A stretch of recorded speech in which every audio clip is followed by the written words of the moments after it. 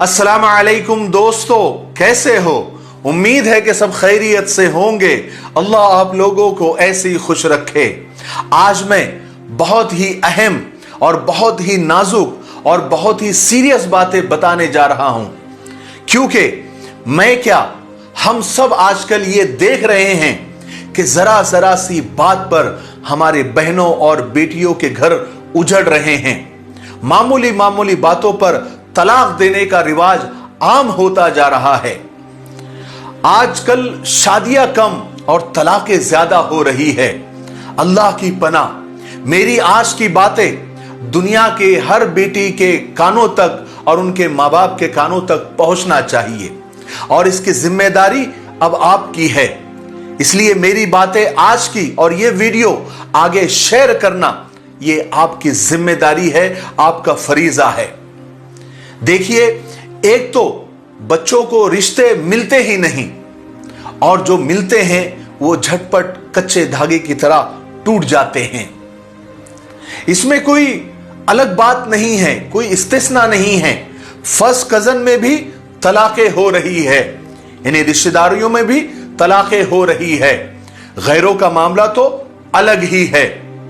उसके रीजंस, उसके असबाब बड़े पेचीदा है, क्योंकि सोशल मीडिया ने और मोबाइल ने, इंटरनेट ने लड़कियों को बोल्ड बना दिया है, और फिर आजकल की टफ तालीम ने उनको डिप्रेस कर दिया है।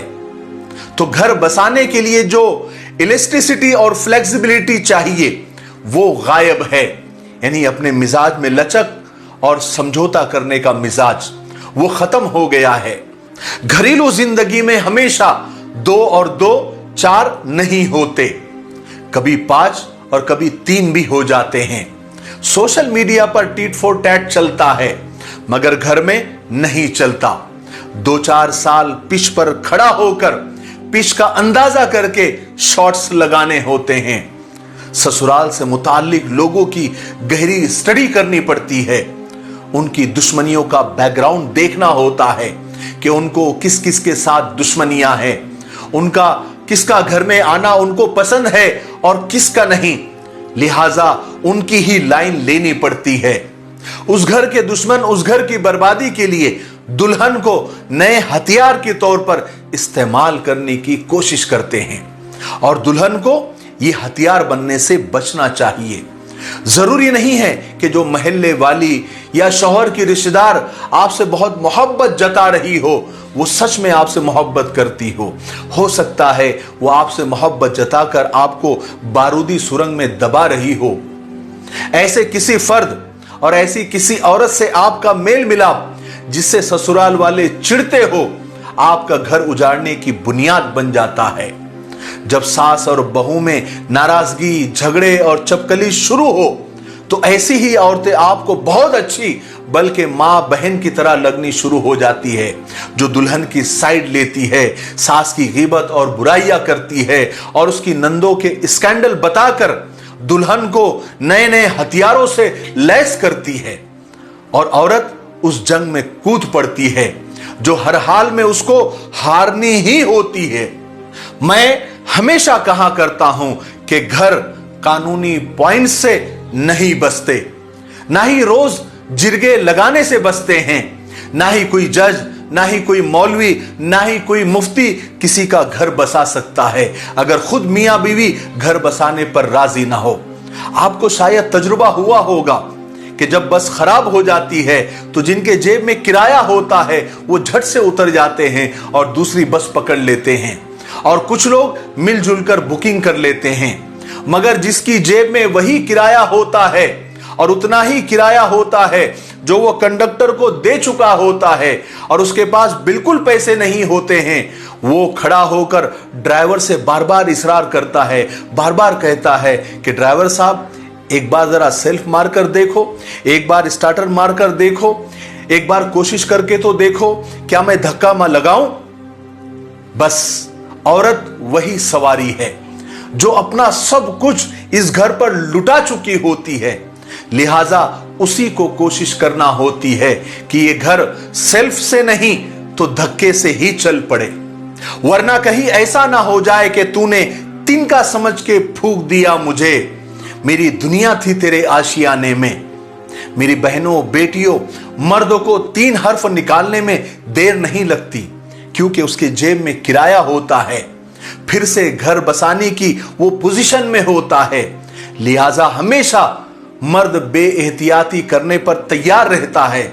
हालांकि वो गलत होता है, लेकिन वो करता है। याद रखें, अगर ट्रक वाला सामने से आ रहा है और मोटरसाइकिल वाले को देखकर वो साइड में नहीं करता, तो मोटरसाइकिल वाला इस कानूनी पॉइंट को लेकर कि सड़क पर मेरा भी हक है, मोटरसाइकिल को लेकर नीचे उतरने के बजाय ट्रक से टक्कर नहीं मार देता, बल्कि अपनी जान बचाने की कोशिश करता है। औरतें अपने राइट्स, अपने हुकूक के बारे में बहस करती है कि हमारे भी राइट्स है, हमारे भी हुकूक है। राइट्स तो आपके हैं, मगर आपका बंदा आपको देने को तैयार ही नहीं है, तो आप क्या करेंगी?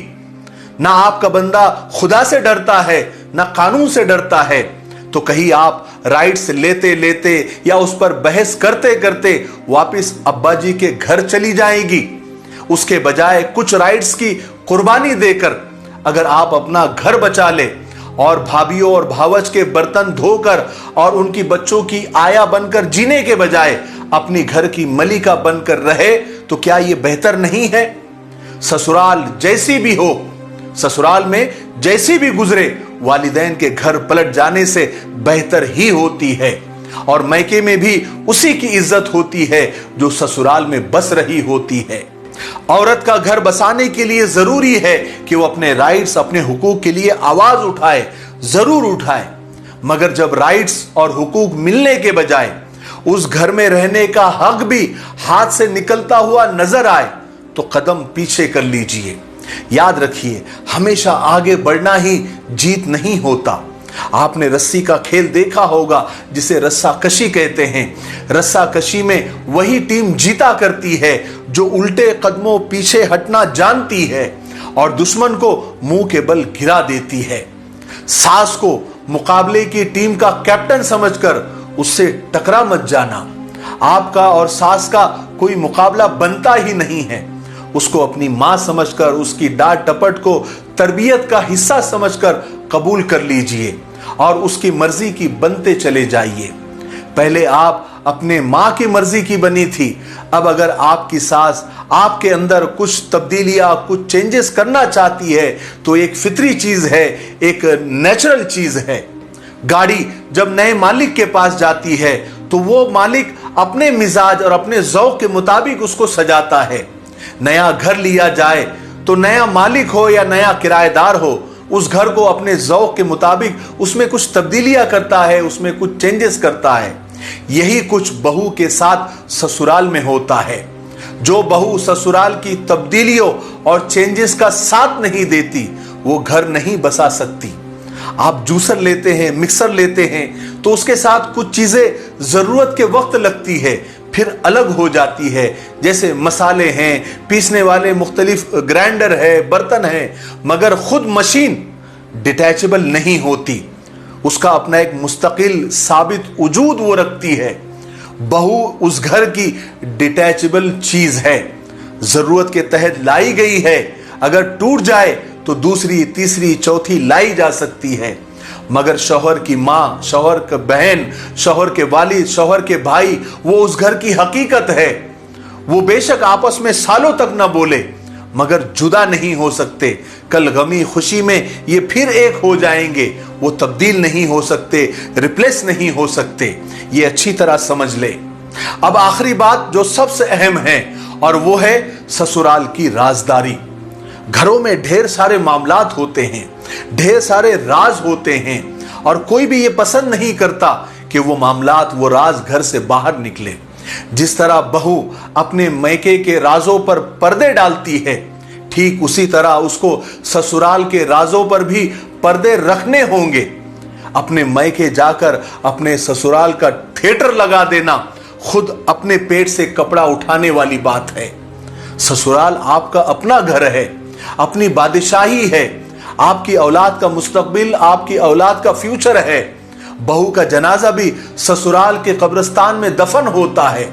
लिहाजा कभी भी अपने मैके वालों में अपने ससुराल की बुराई मत कीजिए। घूम फिर कर बात निकल जाती है और आप ससुराल की नजरों में गिर जाती है। अल्लाह तबारक व तआला ने सूरे निसा में औरतों की तारीफ फरमाई है, उन औरतों की जो ससुराल के राजों की हिफाजत करती है। अपनी इसी हैसियत को अगर औरत सामने रखेंगी तो कभी घर नहीं उजड़ेगा और बहुत सारी कुर्बानियां और ढेर सारे वक्त के बाद फिर वो वक्त आता है जब बहू सास बनकर खुद अनडिटैचेबल बन जाती है, मगर इसमें बहुत सारी मेहनत और बहुत सारी कुर्बानियां देनी पड़ती है। मुझे उम्मीद है कि मेरी आज की बातें तमाम बेटियों और बहनों को समझ आ गई होगी। अगर ये वीडियो देखने वाले बेटियों के माँ बाप है या बहन भाई है तो ये वीडियो ज्यादा से ज्यादा शेयर करें, ज्यादा से ज्यादा उम्मत की बेटियों बहनों तक पहुंचाएं ताकि उम्मत की बेटियों के घर उजड़ने से बच जाए। अब ये आपकी जिम्मेदारी है, हर एक ये जिम्मेदारी ले कि ये वीडियो कम से कम 10 लोगों में जरूर शेयर करें ताकि ज्यादा से ज्यादा बेटियों और बहनों तक ये बातें, ये तरबियती बातें और ये कीमती बातें पहुंच सके। तब तक मेरे लिए, पूरी उम्मत के लिए, पूरी इंसानियत, पूरी मानवता के लिए और हमारे प्यारे मुल्क के लिए दुआ करते रहें। अस्सलामु अलैकुम रहमतुल्लाहि व बरकातुहू।